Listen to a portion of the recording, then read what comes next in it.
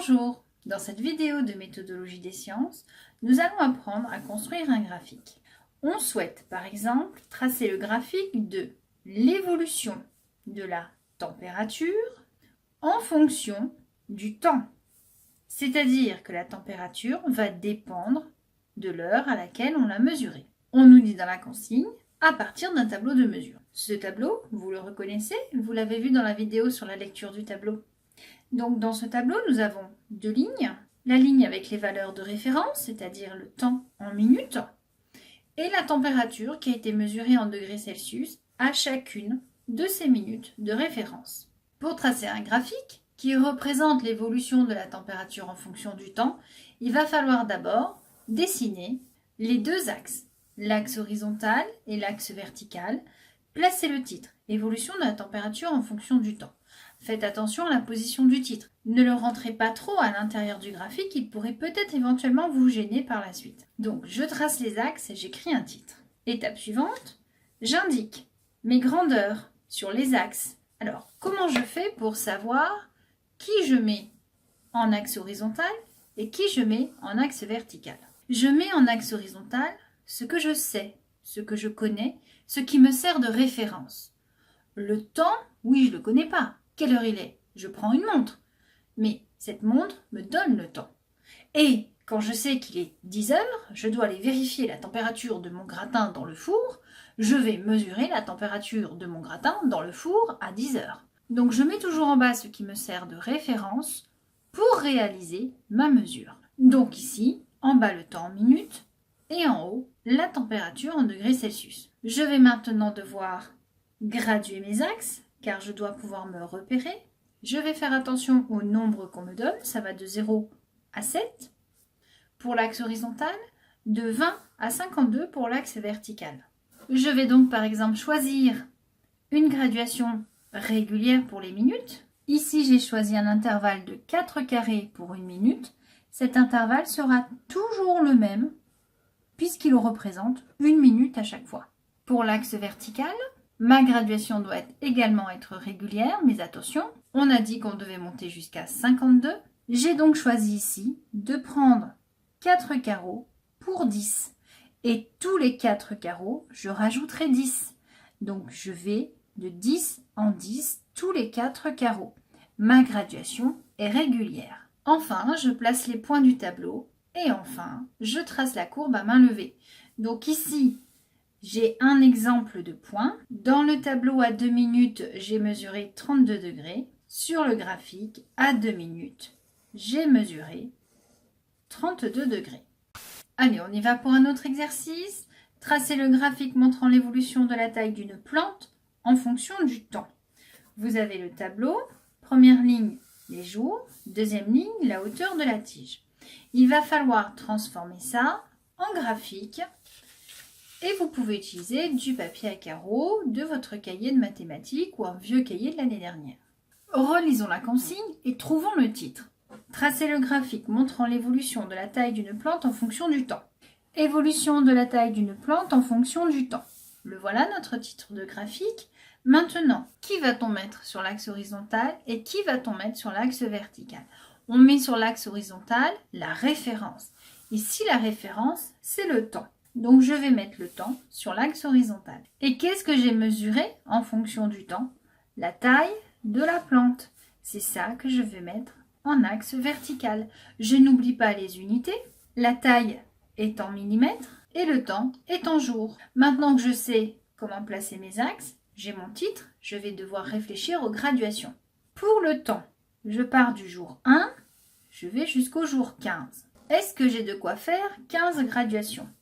1, 2, 3, 4, 5, 6, 7, 8, 9, 10, 11, 12, 13, 14, 15. C'est bon, j'ai de quoi faire. Donc, je peux me permettre de prendre un carreau pour un jour. Avant de tracer mon axe horizontal, je dois vérifier que j'ai assez de place en axe vertical. Je vais donc compter combien j'ai de carreaux. 1, 2, 3, 4, 5, 6, 7, 8, 9, 10, 11, 12, 13, 14, 15, 16. J'ai 16 carreaux. Et dans le tableau, je passe de 0 à 250 mm. Et je dois mettre ça sur 16 carreaux. On ne va pas pouvoir faire un carreau 1 mm, sinon il nous faudrait 250 carreaux. On va donc devoir changer de graduation. On pourrait essayer un carreau égale 10. Si je prends un carreau égale 10, je monte à 250. Donc 250 divisé par 10, il me faut 25 carreaux. Est-ce que j'ai 25 carreaux? Non, je ne les ai pas. Donc ça ne marche pas. Et si je faisais un carreau égale 20, je dois monter à 250. Donc 250 divisé par 20, ça me donne 12,5. Et ça va passer. On a calculé. On peut prendre 12,5 carreaux, on les a. Donc on va pouvoir maintenant tracer nos axes. Alors normalement, ça se fait tout crayon de papier, mais là je vais utiliser des feutres de couleur pour que vous voyez bien. Donc j'ai besoin de 12,5 carreaux en vertical. Or là, j'avais compté 16 carreaux. Je peux donc me permettre de démarrer ici mon axe horizontal. Ici, à 2 carreaux supérieurs, j'écris tout de suite temps, entre parenthèses, en jour. Je vais maintenant devoir choisir sur quelle ligne je vais faire mon axe vertical. Donc on a dit qu'il me fallait 15 carreaux à l'horizontale. Ce qui veut dire que ici, par exemple, je vais mettre 15. Je laisse toujours un peu de place pour mettre ma flèche. Donc 15, 14, 13, 12, 11, 10, 9, 8, 7, 6, 5, 4, 3, 2, 1, 0.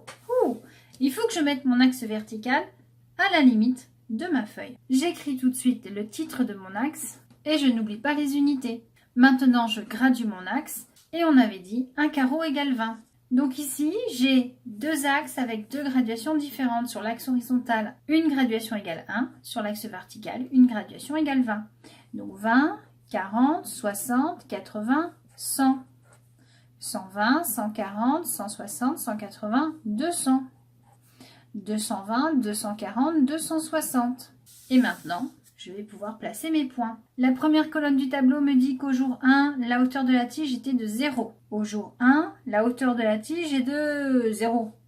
Je reste là, je ne bouge pas, je suis sur l'axe des abscisses. Le tableau me dit au jour 2, la hauteur de la tige fait 2. 2 quoi? 2 mm. Sauf que là, j'ai une graduation fait 20 mm. Donc, la moitié de ma graduation fait 10. Le quart de ma graduation fait 5. Ouh là là! Si je dois placer 2, je vais être juste au-dessus de l'axe des abscisses. Colonne suivante. 4 jours, 40 mm. 1, 2, 3, 4 jours. Je dois monter à 40. 20, 40. Je suis montée à 40. Mon point, il est ici. 6, 80. 4, 5, 6. Et je dois monter à 80. 2, 4, 6, 8. Je suis là. À 9 jours, 160. 9 jours, 2, 4, 6, 8, 10, 12, 14, 16. 160. Je suis là. À 12 jours, 210. 10, 11, 12. Je dois monter à 210. 2, 4, 6, 8, 10, 12, 14, 16, 18, 20. Ici, 210. Attention, pas 220, 210. Donc, je fais la moitié d'un carreau. Et enfin, 15, 250. 15, 15. Je monte à 250. 2, 4, 6, 8, 10, 12, 14, 16, 18, 20, 22, 24, 26. Moi, je suis à 250, 25. Je suis au milieu. Maintenant que j'ai tous mes points, je vais pouvoir relier tous mes points à main levée et j'aurai tracé ma courbe de croissance de mon haricot. Voilà. Donc, je n'avais pas écrit le titre, je le marque. Évolution de la taille d'une plante en fonction du temps, de la hauteur de la tige en fonction du temps. Au final, c'est la même chose parce qu'une plante, ça a des tiges.